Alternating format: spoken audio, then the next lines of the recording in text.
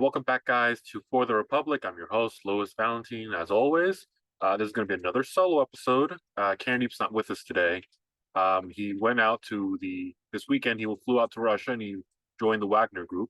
So he should be back, I think, this week for the regular episode. It didn't work out, so obviously, if he's not arrested in Russia, he'll be back this week. Uh, Again, another announcement as we did on the Patreon. I want to thank everybody in Angola. We're number 3 in news and politics podcast in Angola, and we're number 7 in Uganda for news and politics. I think probably after the discussion we had on the gay people, we jumped into number 7. We're going to be hoping to get up to number 2 very soon. So thank you all, everyone out there. Now, Kennedy couldn't join us today. He'll be back. He's moving to another apartment. He's moving up in the world. He's becoming a gentrified gay gamer. So yeah, he's moving up. But he'll be back probably by this week. He'll be joining us for the normal episode where there's 2 of us. But that doesn't mean we can't have a nice chat because there was some big news. So as you saw this weekend in Russia, the leader of the Wagner Group, Gennady, he led his soldiers back into Russia out of Ukraine, and he got, I think, until there people are saying 120 to 150 miles outside of Moscow, which is, if it's like a drive, it's like, just say like a 2-hour drive. It's like between, if you're from New York City, it's like the distance between New York City and Albany up north. So that's really the distance where he was apparently from. Now, the US and the West are pretty happy. They're like, wow, that means you'll see the articles everywhere. They're happy, they're elated, they're saying the writing's on the wall, the cracks are deepening, the end of the Putin regime is near. They're all saying, it kind of reminds me of the Trump of the Trump lines where they were always saying that, the walls are closing in every time, or that this is worse than Watergate, and etc. That it's almost over and that he'll be gone soon. And I think it's far-fetched. A lot of people, I don't know what's going on. I'm making this episode, but no one knows. And if anyone tells you that they know what happened, take that with a grain of salt. As I always say, be a little, there's nothing wrong with being a little skeptical. Not cynical, just, skepticism is healthy. A healthy dose of skepticism is always recommended in life. And so, nobody knows. I don't know. But from what we've gathered, this is probably the biggest threat to the Putin regime that we've seen in public. Now, apparently in private, there have been oligarchs who have, we've seen the oligarchs who attempt to be, independent and do things on their own. They either end up not doing anything at all, nothing's concrete, or they're mysteriously jumping off of out of hospital windows because their rooms are always. And by the way, if you're like in Russia and you're an oligarch, please request a room that's at least at the max on like the 2nd floor.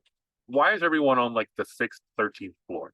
Why do you need a room up that high? What, you're afraid they're going to tire out to get to you? No, they're going to get to you. They're going to push you out that window. But why do people always get like these high floors? That's just another thought. But yeah, but again, this is like the biggest threat. And apparently, he's out in like, there's a deal brokered between, I guess, him and Putin and Russia, and Belarus have brokered apparently, and he's now exiled to Belarus. Now, I don't understand any of this. I don't know what's going to happen.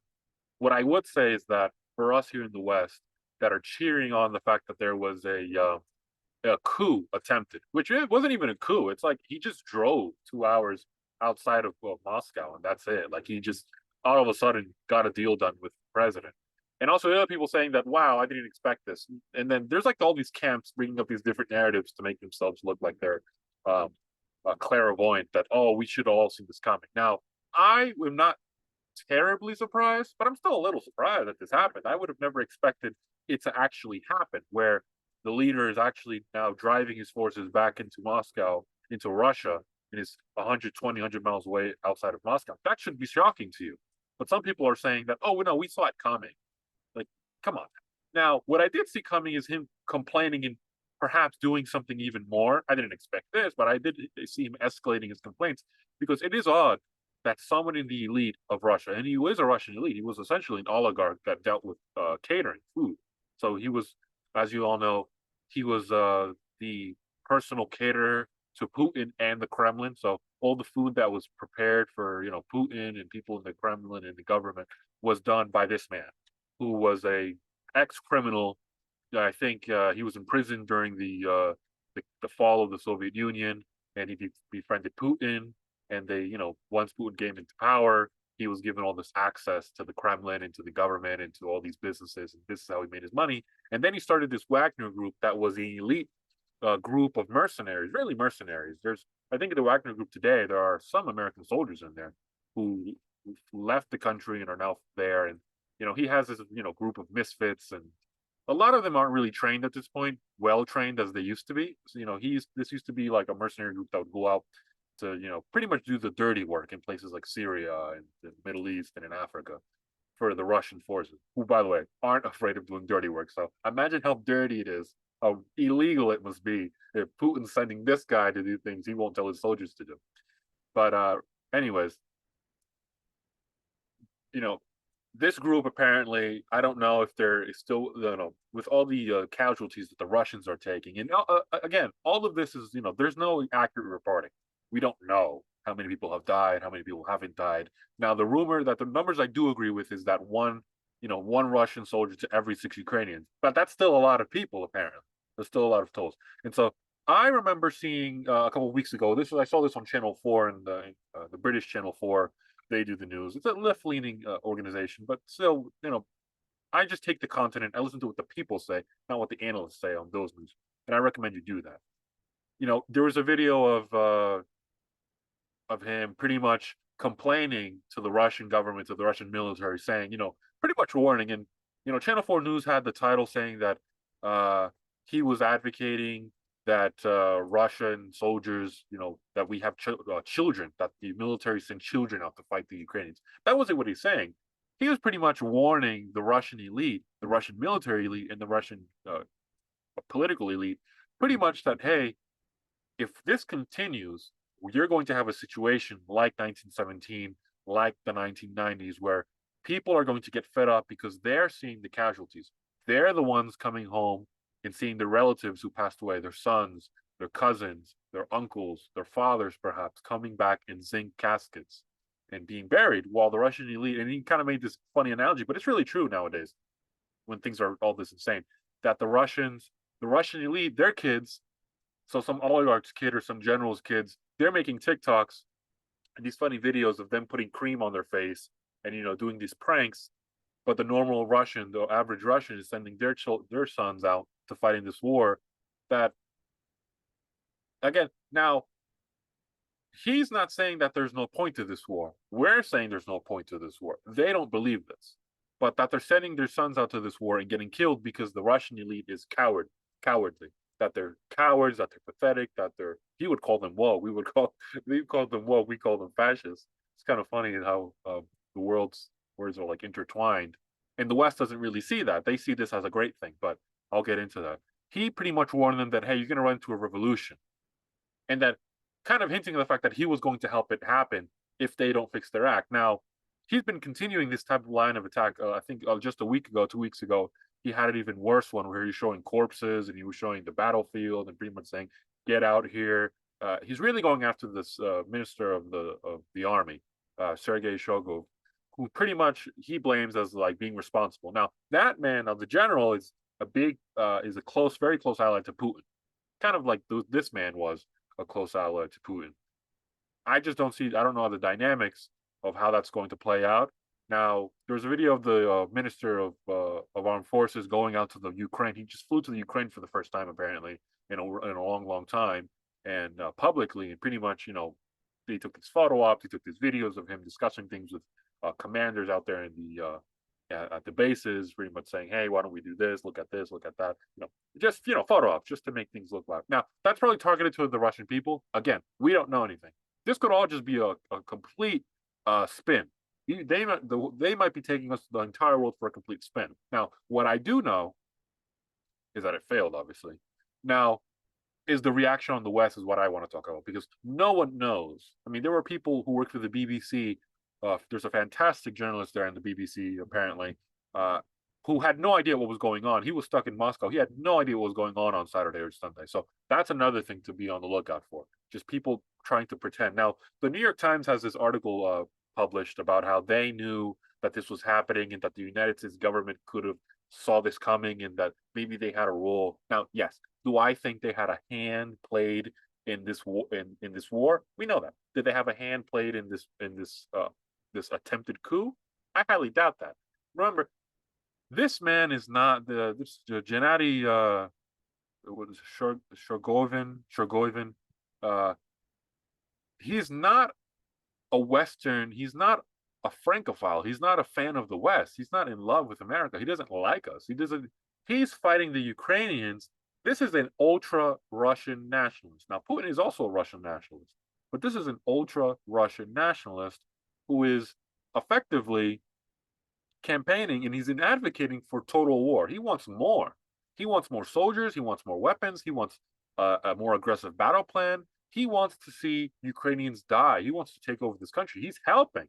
And he's been probably their most effective force in Ukraine at taking territory. And you saw people in the Ukrainian town where they were positioned pretty much cheering the fact that they were there. They were cheering the Wagner group. So, and that's a scary part for Vladimir Putin. The other section is, you know, why, you know, where they're saying that, well, we knew that this was happening, that we knew, we planned it, we knew this was going to happen. Again, like I just said, we all saw the writing on the wall. There was something going on where for some reason, this is one of the few, very few, probably the only one in the last 10, 15 years of the oligarchs in Putin's rule where he lets him publicly say all these things about him. We would insult him, saying that he's a weak, that he's a coward, that he's a menace, that he's been ran over, that he's been bullied, that he's been convinced, all these negative things for weeks, and nothing's happened to him yet. Now all of a sudden he's going to Belarus in exile. Now, can he still command the Wagner group? I don't know. We don't know. More details are coming out as I speak, as we discuss this. But I wouldn't be surprised if the United States had a hand. You know, would I be terribly surprised? No. I mean, we know that the United States, the legislative branch and the institutions of the executive branch surrounding the presidency had a key hand in stoking the flames, and not just stoking the flames because those were there, but probably igniting the spark that set the fire for this war many years to date. So we know. I just don't see that happening here in this situation because this is a Russian nationalist, an ultra nationalist who is intent on taking Ukraine. He does want to invade Ukraine and turn that into more Russia. You know, aligned with really the end goal of what the Russians want. They're just arguing over the fact that you should be way more aggressive. He's not arguing the fact that we should keep Zelensky there and that we should make a peace deal. He doesn't want that. He wants more war, which the West doesn't realize. And that's why I always say, you know, there's always that old, you know, the devil you know is better than the devil you don't.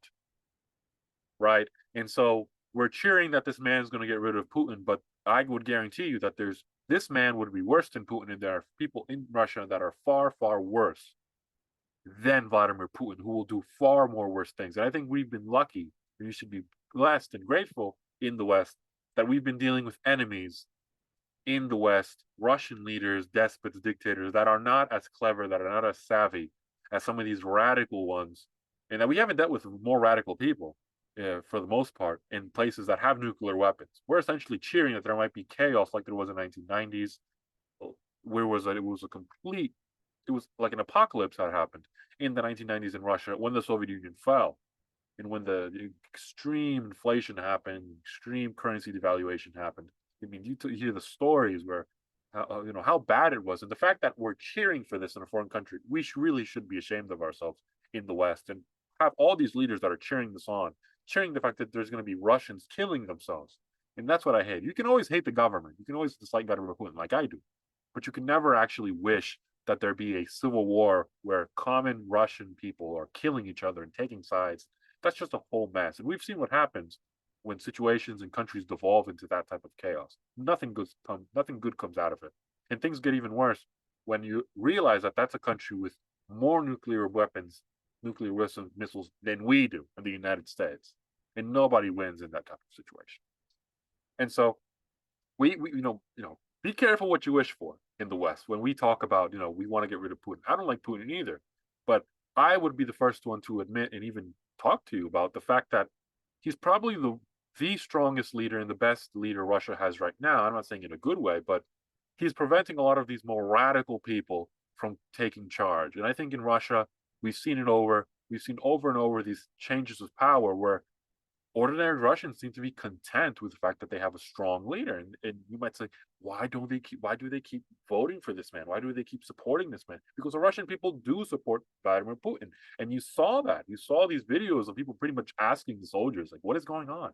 What's happening? Why are you doing this? Why? They do support the Mr. Vladimir Putin. And that's what we need to recognize is that if you want to win over if you want to change the country, you need to win over the hearts of the people who support him first. I always advocate for that.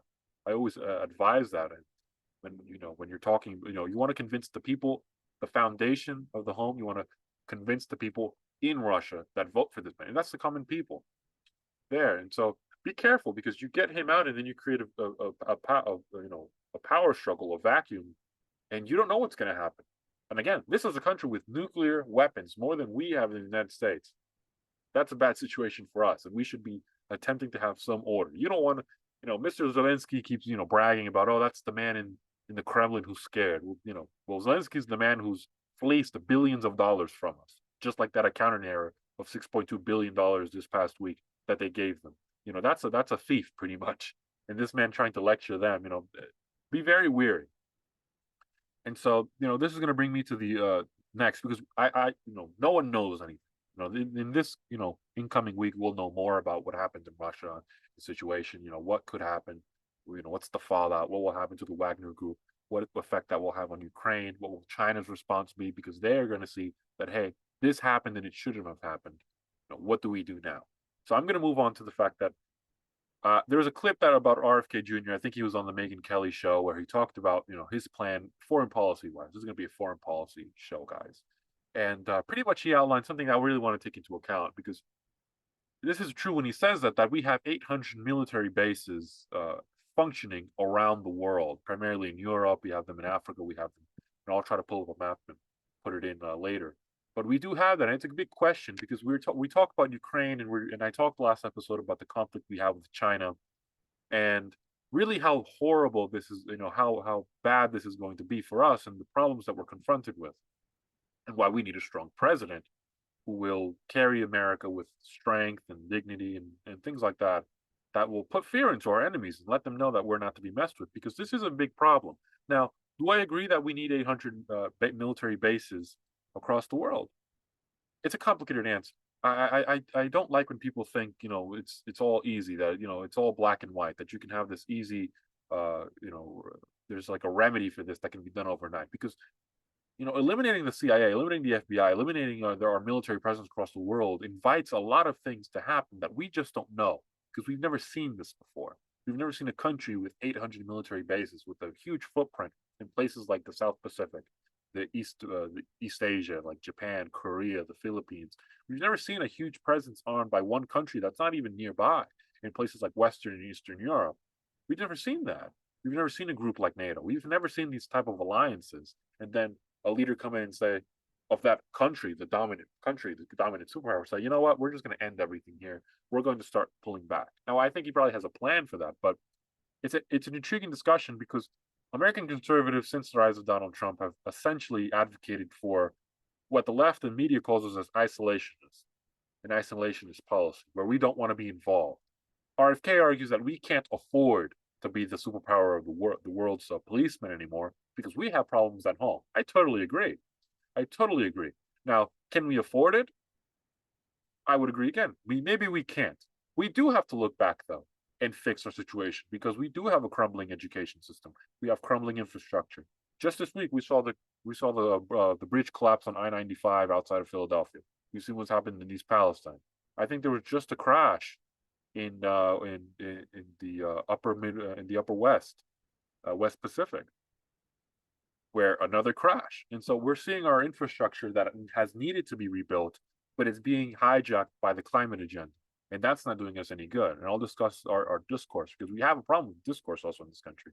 Another problem. And we need to fix that. But again, isolationism. Because we talk about Ukraine, and a lot of candidates in the Republican Party have been advocating, well, what do we do? What do we do? Well, a lot of them have been saying, well, I'm not going to support any money. Ron DeSantis hasn't made up his mind yet. That one day He had the interview, I think, with Piers, where he essentially, or no, not with, well, he had an interview where he said effectively, well, this is a border conflict between Russia and Ukraine.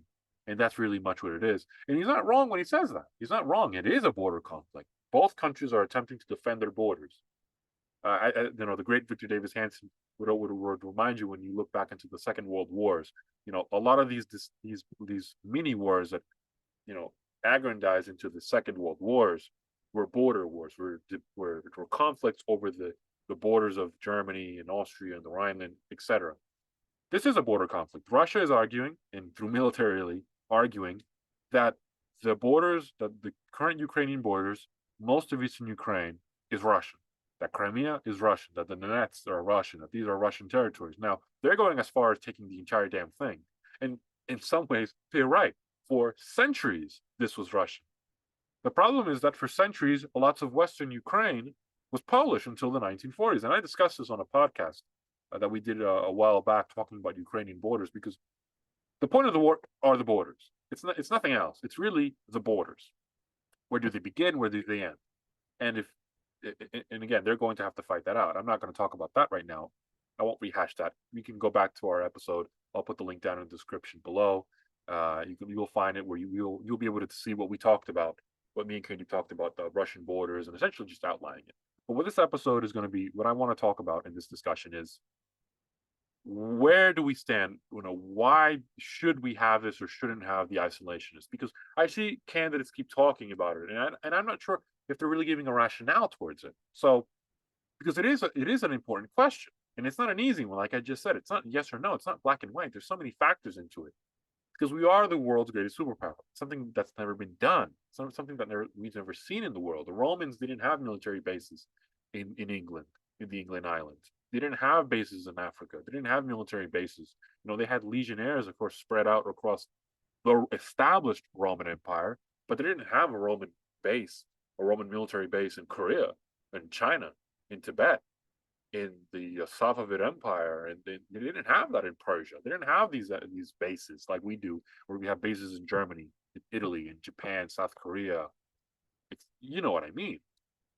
And so we're hearing candidates like, the only candidate that's actually said something constructive, I think, is when RFK does have a constructive point, where he's arguing for a lesser footprint, physical footprint in the world as their policeman, because one, we can't afford it, or two, he also believes that it's not right, that we have to be interfering in other countries and dictating what they can if we truly believe in democracy, right? And it makes sense.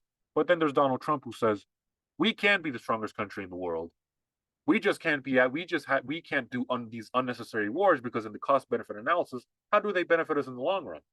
He would have said, well, if you go to Iraq, Afghanistan, at least take the oil. If we're going to Ukraine and funneling money, well, at least give us something instead of selling off the rights to J.P. Morgan and these other banks and Goldman Sachs. Why are we doing that? Why don't you just why can't we harness? Why can't we win something? We're spending billions of dollars giving you all of our weapons and then planning another war with China over Taiwan. Now, I'm against China, as you saw in the previous episode, and I believe they're a tremendous menace to the world and global security and global freedom. But we can't just keep funding wars and doing this and doing that and interfering if we don't actually have a real concrete position or opinion or understanding of these situations. So what do we do? So Donald Trump has advocated that, yeah, we are going to commit peace in Ukraine. He advocates for 24 hours, and but that's an actual solution. It's, well, we're going to end that war, and we're going to end the killing and find the solution. The other problem is that where we found the solution, and then we know this in the papers. The British covered this quite extensively, because of the fact that there was a peace deal in the early stages of the war when the fighting broke out, where there was going to be a ceasefire, and essentially both sides had agreed that the Minsk agreement was active. The Russians were going to keep Crimea. That would be legally Crimea in Russian territory. The Ukrainians would keep their sections of eastern Ukraine, like Donetsk, but they had to agree to greater representative for Russian minorities, Russian-speaking people, who are the majority in that area, but slightly the minority in the total Ukraine, that they had to have a greater voice in the Ukrainian Congress, the Ukrainian parliament, which isn't a crazy thing. It's trying to reshape them so that they have more representation as a people.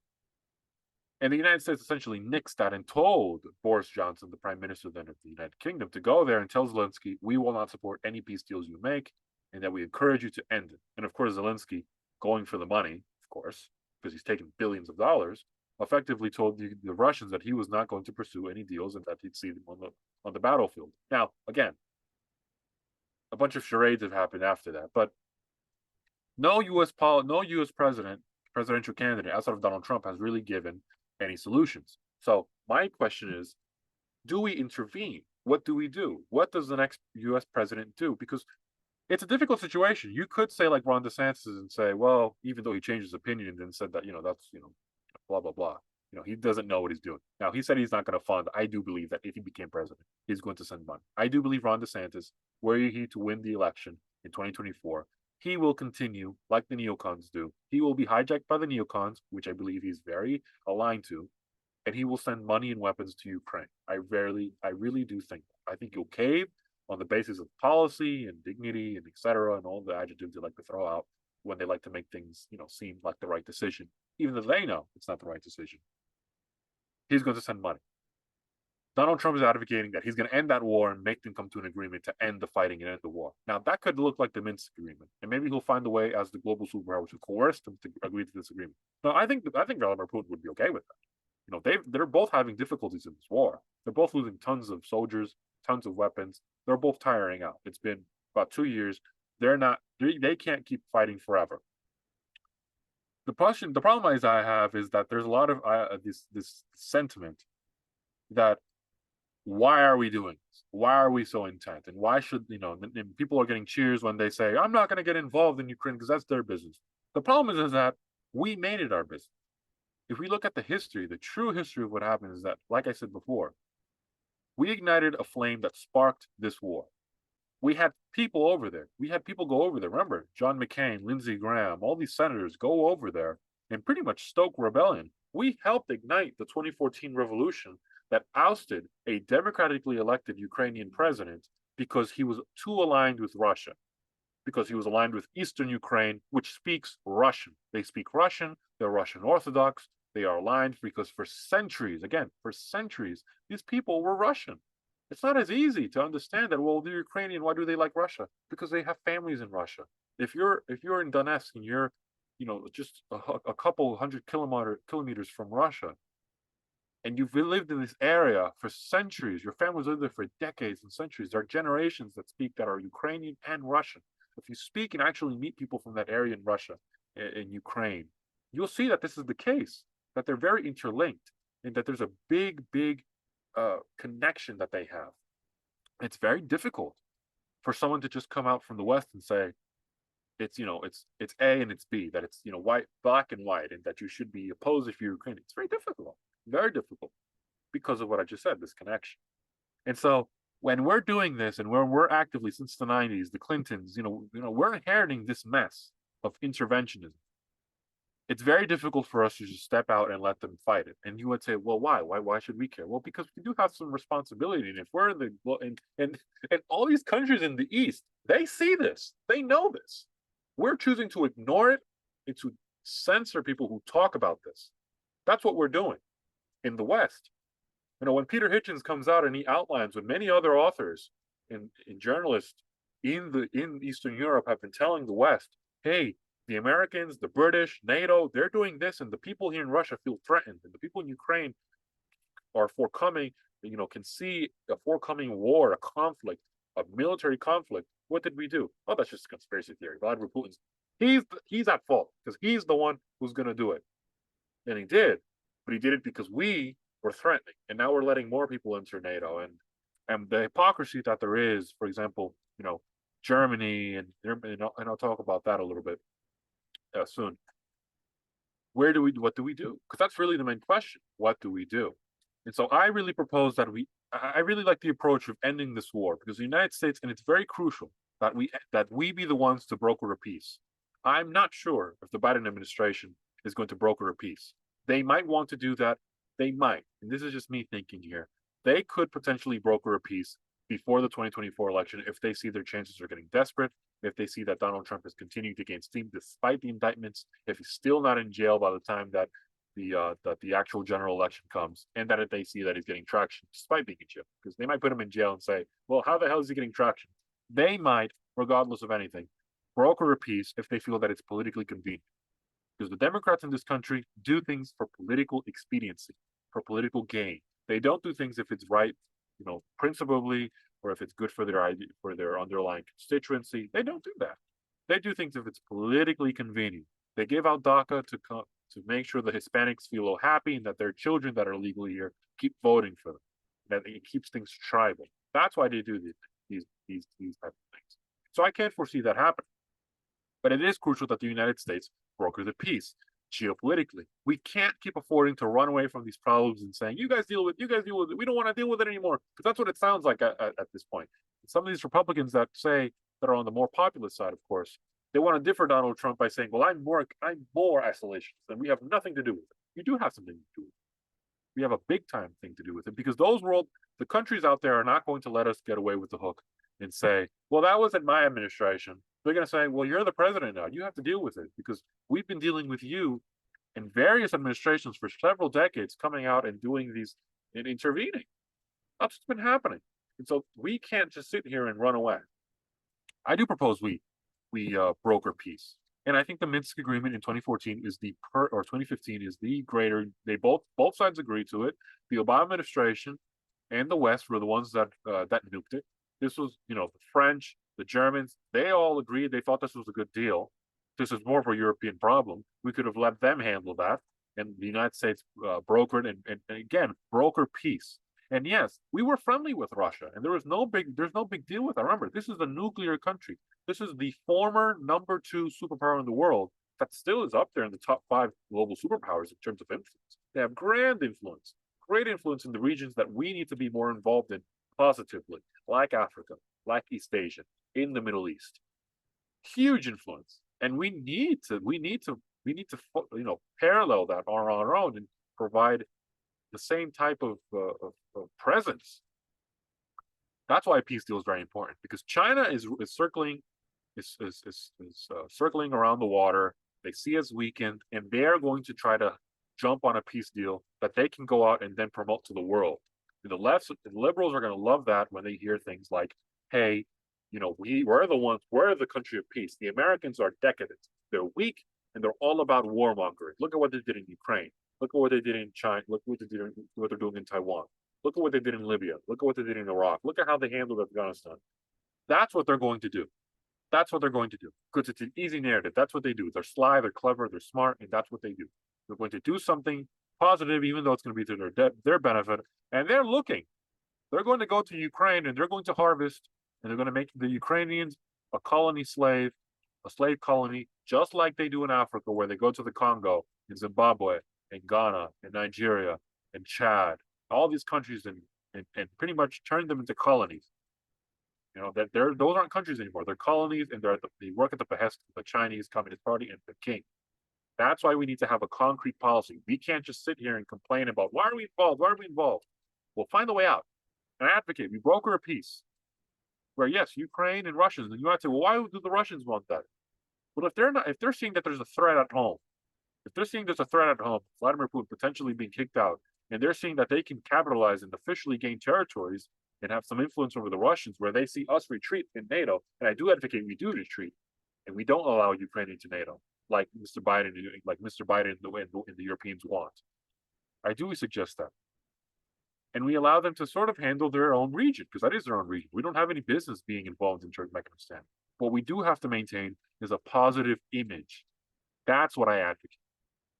Not involved in their politics, but maintain a positive influence. In doing that, we'll do some. Export our values of freedom and individual responsibility in Republican democracy and constitutional republics. That works. Not our pop culture of the LGBTQ, the Black Lives Matters, like they did in Afghanistan, where a socially conservative country was forced to advocate these false ideals and these false martyrs and these false gods and these false hopes, because they see that in the East and say, look at that, they're making your children gay and trans and feminine.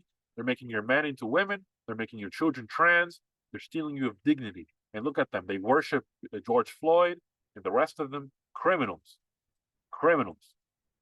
Criminals, drug addicts. We don't do that. China doesn't do that. China does not do that. Russia does not do that. We need to do that. That should be our policy foreign wise. And yes, and then we can consider, and I do advocate because we do have a problem where we kind of, I think, after the Cold War, and I mentioned this in the previous episode, after the Cold War, I think we made a huge mistake where we attempted to chant victory, but victory over what? And over who? Because what happened? The Soviet Union collapsed, and there was no longer a Soviet Communist Party. That ended. There's a Communist Party in Russia that sort of inherited that system, but they're not in power. They're kind of allied to Putin. But we defeated the Soviet Union, and we thought that we won. But we forgot something very important. The reason we hated and we fought against the Soviet Union because this was a clash of civilizational ideologies, a clash of civilizations. There was a communist, centralized, totalitarian civilization where the government planned everything out. It planned out the economy, it planned out family life, it planned out society, it planned out education, political structure. In the West, primarily America, you had a capitalistic society where there were different, you saw this big difference in the supermarkets, where it's really the biggest place, it's the biggest arena for choice, right? There was first, when you go shopping, you don't have to buy just a blue shirt and a pink hat. You can buy multiple shirts with multiple colors and in multiple brands. You can buy shorts, you can buy shoes, you can buy in multiple colors and multiple brands that are made by competing companies. There's not just one tomato. There's multiple tomatoes from different places. There's not just one ketchup brand. There's multiple. There's not just one steak. There's multiple. There's a bountiful because of competition. That's free market economics. It was hijacked again by the neoconservatives who then sent all those jobs overseas. But for the most part, we were fighting communism, Marxism. We failed to realize that Marxism had spread out even to our hemisphere in South America, where today there are communist leaning and favorable governments in Venezuela, Colombia, Peru. Ecuador is having a tough time. The president of Brazil is a proud socialist now, but he wasn't before, but now he is. He aligns himself with China. The president of Argentina is a socialist. The president of Mexico, just on our doorstep, just outside of our door in the south, is a proud socialist, a closeted communist, but a entirely proud socialist. The specter of communism has grown, and its shadow is right behind us. It's shadowing us, and we have to be very fearful of that. And we failed to realize that instead of fighting the Soviet Union, where NATO did over the next 30 years and igniting this conflict that we see today in Ukraine, we fought the wrong enemy. We forgot to realize that it was communism. And so we still have this massive apparatus for the Cold War. And our military is so stretched out that it's fighting this it doesn't really know what it's doing. And I know several people that have enlisted in the army primarily, and they're sent out to Europe, where they're based in Germany or Italy and Spain. And I see that the military operates in this aimless way. We don't have a war, but we're sending these soldiers out to get prepared. But I see them working in these fields like human resources. And do we really need a base? Do we really need to have a base that's costing us billions of dollars every year, that's protecting the Germans from who? Well, the Germans claim it's the Russians. But then they go out, even though we don't have conflict with Russia and we want to be friendly with Russia, we're positioning all these missiles at Russia still from afar, like as if this were the Cold War. And Russia has renounced its communism, apparently, officially, of course. Now, Putin is probably a sycophant of Stalin and of the communist Soviet Union. He probably is a closeted socialist. He's very friendly with his allies in Cuba and Venezuela and all these other communist satellites that they used to have. Still very friendly. China, very good friends with China, although they do have their differences. And I'll talk about that in a future episode. And I talked about that previously too. But we're really still instigating this conflict that had ended, right? With Russia, formerly the Soviet Union. And so we have bases in Germany and Italy. And my question is, why? Why are they there? What is going on there? And what are they doing? Do we need people that I know someone who works there, they work in human resource. And I said, well, do you really need the army to have a human resource officer in a whole base filled with human resource officers in Germany? Do they need to be there? Can't we just have them in South Carolina? Can we use the funds that we used to actually fix the situation in Fort Hood in Texas, where that base constantly has problems with rape and kidnapping and suicide, and there's a huge demoralization in the military? Can't we use those funds to help these poor men and women that valiantly sign up to commit their lives to protecting this country and the people here? No, the military doesn't think that way. They're saying that we still need to have this huge footprint.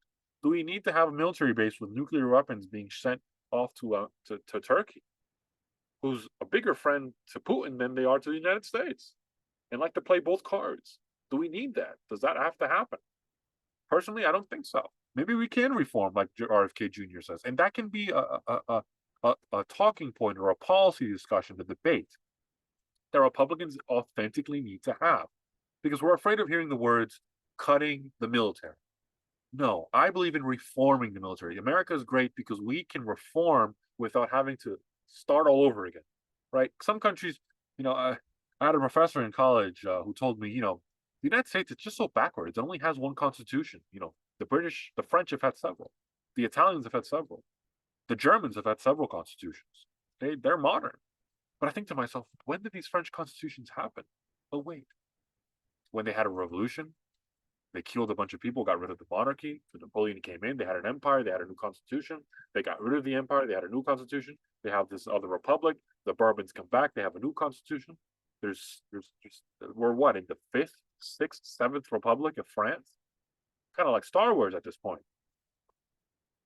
They have all these constitutions, of course they do, because they keep having these tumultuous changes, and they can't have a normal change. They can't reform their government without having this huge change, this huge issue. And of course, they were invaded by the Germans twice.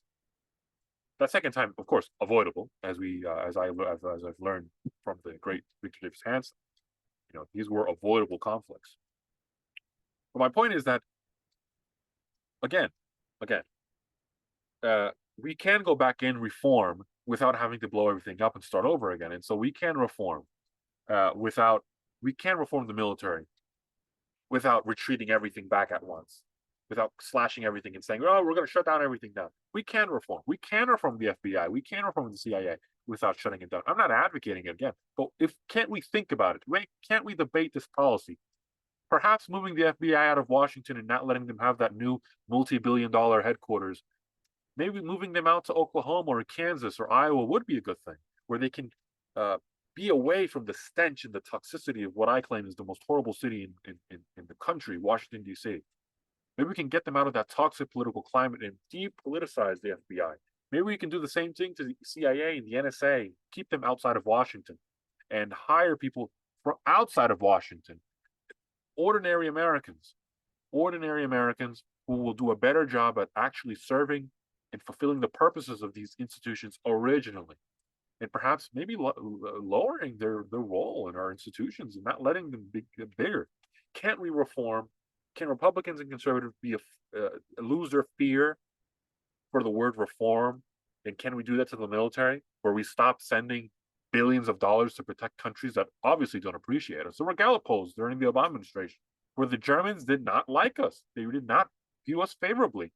Yet we spent billions of dollars over decades defending them. We have military bases. And then they had this whole idea. They thought it was clever for them to have a Nord Stream pipeline with the Russians, who they said we have to defend them against, and bring our own soldiers, sacrifice our own children, sacrifice our own brothers and sisters, and spend the money shipping the weapons, shipping the artillery, and training German soldiers, training NATO and organizing them and putting all this money in to defend a country that was making backroom deals with the country we were supposed to defend them with, while they also don't like us. Imagine. It's like paying your ex or something. It's stupid. That's why I can't make up a good analogy, because the whole situation we're in is dumb.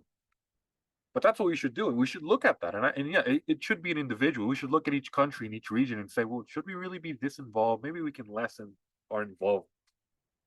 Because getting rid of the CIA and the FBI like day one is a huge problem. A huge problem. We're going to lose hundreds of people. Because remember, there are CIA operatives and FBI operatives across the world in intelligence. And if we just get rid of the CIA, they're going to lose We're going to lose. They might be assassinated, they might be kidnapped. We're going to be. They might sell our intelligence to these our foreign adversaries. There's a lot of things we have take into account, and the problem is I hear from these politicians, Democrats, they're a lost party, they're a lost cause. RFK is trying to save them. I don't even talk about them because I know the corrupt, vile monsters they are. We've seen it. But the Republicans need, because we have to act smarter. I mean, the public expects that out of us. We can't have two stupid parties. We can only have the Democrats. They're the stupid ones. The Republicans need to come out, act up, and really debate what are we going to do, and not waste time. That's really what you have to do. There is a possibility for a bright future. There is a reason to hold out hope that things can get better if we think these things out, instead of being like most Republicans outside of Donald Trump and just flip flop or say, I don't want to be involved. I don't want to be involved. That's not our business. That's not our business. You know, we're here. I advocate the same. Play the cards you're dealt. We were dealt these cards. We got to play. We can't wish we were like China or like Australia or Canada that doesn't get involved. We can't do that. We're the United States of America. We have to advocate for this. And we have to think this through and see, yeah, maybe we can. And we can slowly retreat as America's policemen if we figure out that that's not what we want to do. Because again, we do have to invest in ourselves. RFK is right. And Donald Trump tried to do this, but Republicans, the neocons and the corporates, Ron DeSantis at times too, by the way, hijacked it and didn't let him build a wall and focus on immigration. And despite their resistance, he got illegal border crossings to all-time lows. And he built new wall, and he fixed existing wall, hundreds of miles. So we need to organize and we need to act fast, because remember, we do have China on the step, and I talked about that last time. They are a threat. They want to crush us. They're doing things like again, they're still cheating us on trade, sending fentanyl over our border, sending spies as students in our institutions, illegally funding our research institutions, and essentially buying them off when they should be loyal and patriotic like most people. Like most people. Instead, we've let Silicon Valley go woke and pretty much betray us for China. That's what they've done. And so we need to really figure it out if we want to continue. And if we do, we have to have a debate, true policy-wise debate as to what we're going to do. Because we focus on all these wrong issues, and that's sometimes what bothered me about conservatives. We're resembling a lot. The Byzantine Empire fell in the end a lot because they focused, instead of focusing on the army of the upcoming and uprising army of the Ottomans in the east that were coming towards them and wanted to expand Muslim dominance, the Ottoman Empire. And they got to Vienna. They lost in Vienna, of course, thankfully, because Europe finally woke up.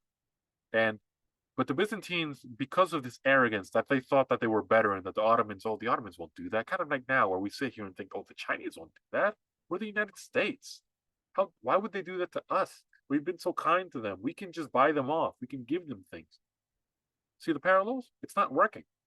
They don't like us and they'd like to get rid of us. They spent their time debating debating religious themes. They spent their times debating salaries, and they became lethargic and uninnovative, and they thought that because of their prestige, because they had outlived the Western Empire, the Western Roman Empire, that they could live on in reputation, and even if the world didn't like them, they would still be respected. That runs out when a power emerges and sees their generosity and their wealth and their prosperity. When they see them as toxic and lazy and decrepit and decadent is the word. And the Ottomans saw them eventually as a weaker power. They said that, well, we can take them on and we're going to invade them. And the problem is that when that happens, a lot of times you come to this point where Byzantines don't exist anymore. There aren't any Byzantines. There are Greeks, sure, but there's no Byzantine Empire. There's no Byzantine Republic. There's no Byzantine, Heritage Month. There's nothing about them. They're gone. They vanished. It's over. And we're under the threat of that if we don't organize ourselves and if we focus on the real threats. Like, should we be the America's policeman? What do we do if we want to be that? How do we increase and promote core values of the United States? Constitutional Republican government, voluntary military participation, individual responsibility, community, valuing the agricultural lifestyle, things like that made founded this country and made us distinct. And that's what's going to help our as I say, our market us better on the world stage to countries in Africa and East Asia, like I said, that view us as these odd. They view us at they say they see us at what goes wrong when we become too affluent. That's really it. That's really it. And so they view us that. And the Chinese and the Russians use what we do. Remember, like the painting murals of George Floyd in Afghanistan, and the gay flags, and funding women's gender studies and LGBTQ Wi-Fi code stuff at the University of Kabul. They see that and they say, look at what they're doing to you. They're demonic. They're anti-civilization. Look at them. They're backwards. They're disgusting.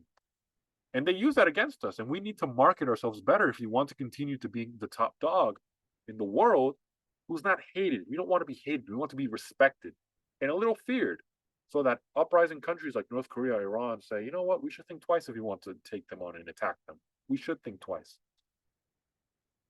Instead of debating and focusing on things like Dylan Mulvaney, who's a waste of time, and the Leah Thomas thing, and Hunter Biden's important, of course, and Donald Trump stuff is important, but instead of these scandals like Jeffrey Tubin and all these other things that you see nowadays, in the ocean spray submarine, and the topics of should we care about the billionaires, and what about Elon Musk versus Mark Zuckerberg, these things that waste our time, when we're losing time to focus on these big issues. Because I really do believe that if we did these things, we can go back to the levels of 2019, 2018 under Donald Trump, or back to the 80s and 90s when the world looked at us with reverence and awe, where Russians positively viewed the United States well, where they said, we like you guys. We want to be like you guys. We want to be a democracy. In the 1990s, Russians, after the crisis, they viewed us positively. They said, we want to be a democracy. And instead, we wasted that and turned Russia into Vladimir Putin's personal country. We led to him being on top. And so there is a pathway if we truly focus. And I don't want to end things that's why I don't want to end things on a negative note. But in the meantime, until next time, again, sign up, like, subscribe, tell your friends, sign up for our Patreon. The link is patreon.com for the Republic. You'll find more content. We just did a new episode. We talked about several topics. I really suggest you sign up, tell your friends. It's just $5 a month, and it goes a long way to keeping us independent, unbought by corporations. It'll make us top 3. It's not going to make us top 3 in Angola. We're going to be number 1 in Angola, and so it'll really go a long way if you want to hear more of our content. You can find us there. Again, thank you all our audio only listeners on Spotify, Apple, Samsung Podcasts, TuneIn, Apple, all over the place. Really appreciate you guys. Again, follow us, give us 5 stars. We really appreciate your support. And me and Kieran will see you guys next time. Thanks for watching. Thanks for listening. Bye-bye, guys.